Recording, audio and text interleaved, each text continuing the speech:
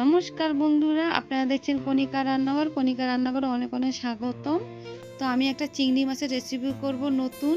তো আপনার রেসিপিটা দেখতে থাকুন। আর আমি চিংড়ি মাছটা আগের থেকে নুন হলুদ মাখিয়ে নিয়েছি।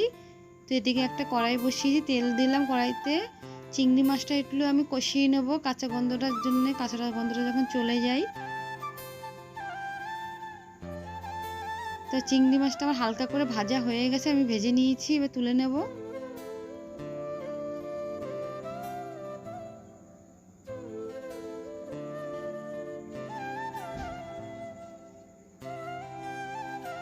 তো তুলে আমি কড়াইটা ধুয়ে আবার কিছুটা তেল দিলাম কড়াইর ভিতরে। তো এখানে আমি সামান্য একটু কালো জিরে দেব, অর্ধেক তেজপাতা দিয়ে দেব। এবার কুচিয়ে রাখা পেঁয়াজটাও দেবো আমি এর ভিতরে। এবার পেঁয়াজটা আমি একটু লাল লাল করে ভেজে নেব।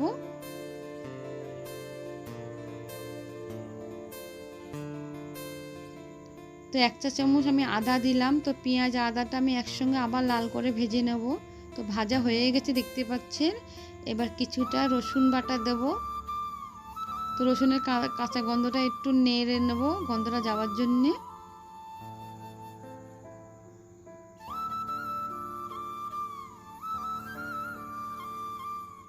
তো আমার পেঁয়াজ ভাজাটা হয়ে গেছে, রসুনের সঙ্গে পেঁয়াজ আদা ভাজা হয়ে গেছে। এবার 1 চা চামচ ঝাল লঙ্কা দেবো, আপনারা চাইলে কাশ্মীরি লঙ্কাও দিতে পারেন। 1/2 চা চামচ জিরে গুঁড়ো, 1/2 চা চামচ হলুদ গুঁড়ো, সামান্য একটু ধনে গুঁড়ো। তো মশলাটার সঙ্গে আমি একসঙ্গে মশলাটা কষিয়ে নেব। তো মশলাটা আমার কষানো হয়ে গেছে, দেখতে পাচ্ছেন তেল ছেড়ে দিয়েছে। তো কালারটা কতটা সুন্দর এসছে মশলার।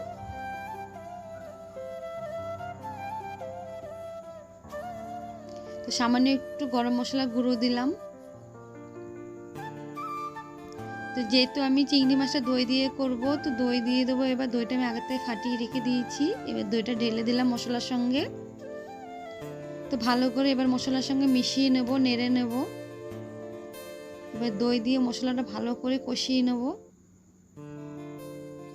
যতক্ষণ দই থেকে তেল ছেড়ে দেয় না মশলার থেকে, ততক্ষণ আমি সাঁতলিয়ে নেব মশলাটা। তো মশলার থেকে আমার তেল ছেড়ে দিয়েছে, দইও আমার কষানো হয়ে গেছে। এবার ভেজে রাখা চিংড়ি মাছটা ঢেলে দেবো। ঢেলে ভালো করে মশলার সঙ্গে মিশিয়ে দেবো।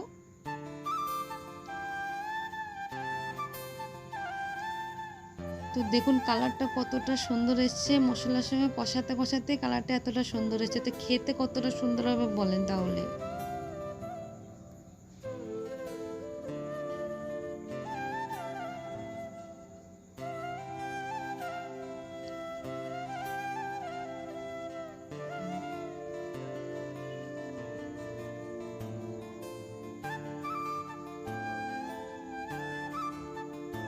তো সামান্য একটু চিনি দিয়ে দিলাম, চিনি না দিলে ভালো লাগবে না, যেহেতু দই দিয়েছি এখানে। সামান্য একটু দই দিলে বেশি ভালো হয়, চিনি দিলে বেশি ভালো হয়।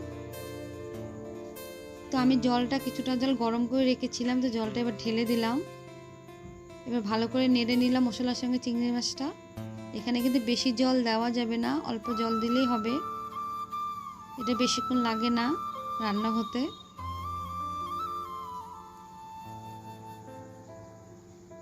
তো এবার ঝোলটা দেখতে পাচ্ছেন টকবক করে ঝোলটা ফুটছে। সামান্য একটু স্বাদ অনুযায়ী নুন দিয়ে দিলাম। কত সুন্দর কালার হয়েছে দেখেন।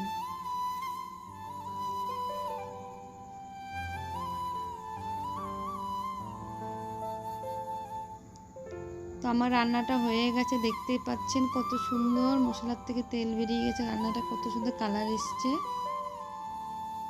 তো নামিয়ে দেবো এবার। তো আমার দই চিংড়ি রেসিপিটা কেমন হয়েছে অবশ্যই কিন্তু আপনারা বাড়িতে বানিয়ে খেয়ে কমেন্ট করে জানাবেন। আর ভিডিওটা ভালো লাগলে লাইক শেয়ার কমেন্ট করে দেবেন। আবার অন্য কোনো রেসিপি নিয়ে আসবো। আজকের মতন নমস্কার।